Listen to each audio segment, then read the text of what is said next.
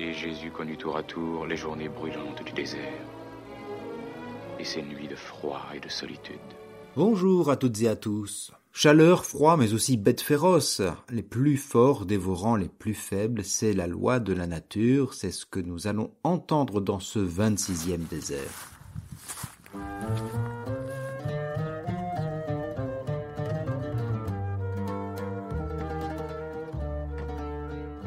L'âne sauvage du désert est la proie des lions comme le pauvre est la pâture des riches, nous dit le livre du Séracide au chapitre 13 verset 19. Et nous voilà donc encore avec un âne cette semaine. Mais si les ânes d'Anna nous avaient fait découvrir des sources d'eau chaude, l'âne du livre de Ben Sira le sage nous amène à des constats moins réjouissants. À propos de ce livre, on le nomme aussi le Séracide, comme je l'ai dit, ou bien encore l'Ecclésiastique. L'âne sauvage du désert est la proie des lions comme le pauvre est la pâture des riches. L'image parle d'elle-même et souligne la condition fragile et opprimée du pauvre face aux riches. Le constat est réel et toujours actuel et toujours aussi amer. Le livre de Ben Sira le Sage condamne bien ici la condition précaire et humiliante de celles et ceux qui vivent dans la pauvreté. C'est l'objet de ce passage d'où est tiré notre âne du désert et nous l'entendons. Tout animal aime son semblable et tout homme son pareil. Toute chair s'unit selon son espèce et l'homme s'attache à son semblable. Quoi de commun entre le loup et l'agneau, entre qui est pécheur et qui est religieux?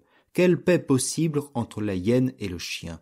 Quelle paix entre le riche et le pauvre? L'âne sauvage du désert est la proie des lions comme le pauvre est la pâture des riches. L'orgueilleux déteste l'humiliation comme le riche déteste le pauvre. Que chancelle un riche, il est soutenu par ses amis.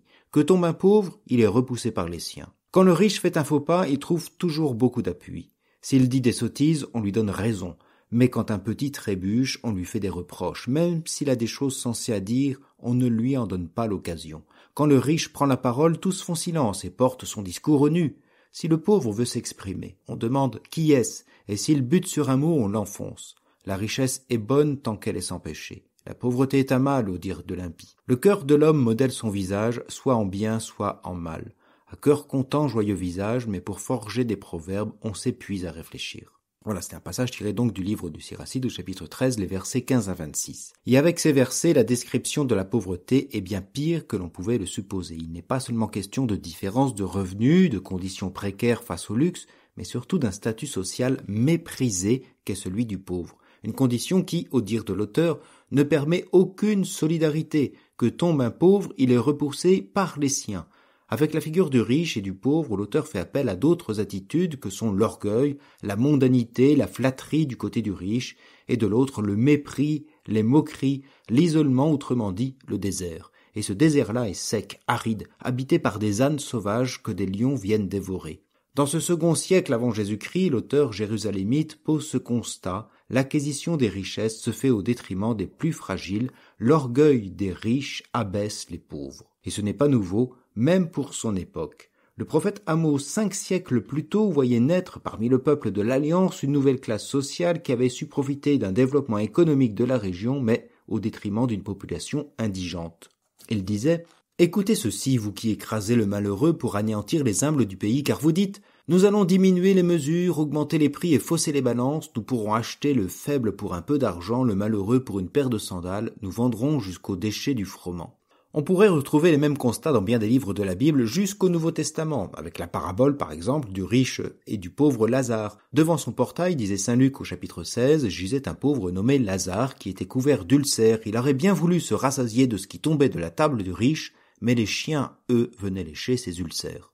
La lettre de Jacques surtout dénonce ce même mépris. Il dit ainsi au chapitre 2, « Vous tournez vos regards vers celui qui porte le vêtement rutilant et vous lui dites « Assieds-toi ici en bonne place » et vous dites au pauvre « Toi reste là debout » ou bien « Assieds-toi au bas de mon marchepied ». Mais y a-t-il donc des loups riches et féroces face aux gentils agneaux pauvres, ou bien ceux que Dieu a bénis dans leurs œuvres et ceux qui doivent leur indigence à leurs péchés? C'est ainsi que nous interroge Ben Sira le sage. Quoi donc de commun entre le loup et l'agneau, entre qui est pécheur et qui est religieux? Quelle paix possible entre la hyène et le chien? Quelle paix entre le riche et le pauvre? Que l'on pourrait traduire ainsi, qui est pauvre ou qui est religieux? Est-ce le loup ou l'agneau? Dans ces lectures et interprétations, hyènes et chiens sont renvoyés dos à dos pratiquement. Ben Sira ne souhaite pas entrer dans un tel clivage stérile, ou du moins pas de manière aussi brute. Il laisse entendre qu'il y a de bons riches et de mauvais pauvres. Il dit « la richesse est bonne tant qu'elle est sans péché ». Ce que ces textes dénoncent n'est pas seulement l'inégalité entre riches et pauvres, mais aussi au sein du peuple des fils d'Israël, comme aussi au sein des églises chrétiennes, le manque évident du sens communautaire. Il révèle l'existence d'une fracture au sein des fils et frères, des mêmes fils et des mêmes frères. Deux sphères qui ne se fréquentent pas et se méprisent.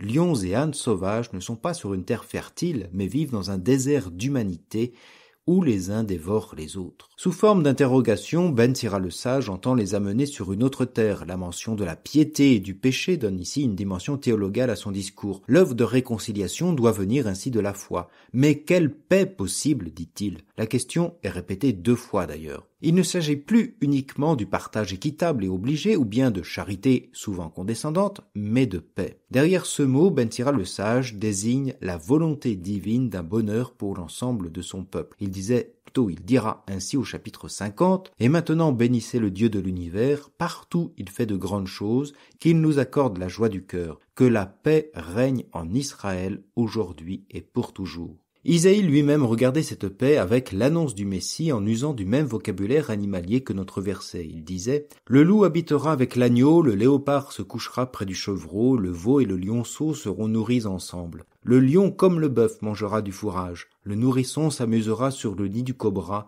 il n'y aura plus de mal, ni de corruption sur toute ma montagne sainte, car la connaissance du Seigneur remplira le pays comme les eaux recouvrent le fond de la mer. Ce jour-là, la racine de Jessé, père de David, sera dressée comme un étendard pour les peuples, les nations la chercheront, et la gloire sera sa demeure. » Vous retrouverez ces versets au chapitre 11 du livre d'Isaïe.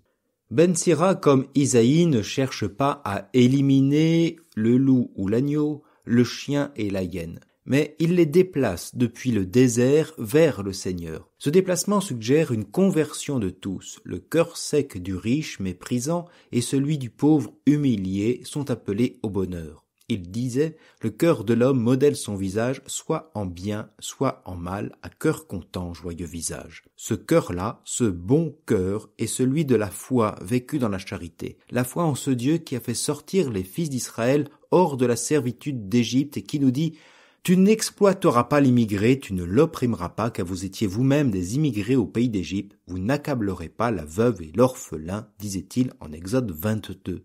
Et en Lévitique 19, il assurait « Tu aimeras ton prochain comme toi-même, car je suis le Seigneur. » Cette foi en ce Dieu se manifeste maintenant en ce Fils, Verbe incarné, qui se manifeste au milieu des riches pécheurs et des pauvres humiliés, une foi qui nous fait redevenir bons à l'image de Dieu. Pour Ben Sira, il ne s'agit pas de naïveté. L'ensemble de son livre veut témoigner de cette bonté et de cette sagesse qui émane de la loi, c'est-à-dire de la parole d'alliance du Seigneur. Une paix entre âne sauvage et loup, vécue dans la charité, est possible si son peuple sort du désert pour se mettre à l'écoute de son Seigneur. Il disait, dès l'introduction de son livre, au chapitre 1, verset 12, « La crainte du Seigneur réjouira le cœur, elle procure plaisir, joie, longue vie. Le respect du Seigneur est un don du Seigneur, car il fait persévérer sur les voies de l'amour. » Eh bien, nous nous quittons sur ce verset qui nous invite à nous unir les uns les autres, ânes sauvages ou loups, hyènes ou chiens, à nous unir davantage dans ce même projet que Dieu veut pour chacun d'entre nous. À demain, en compagnie de la parole de Dieu.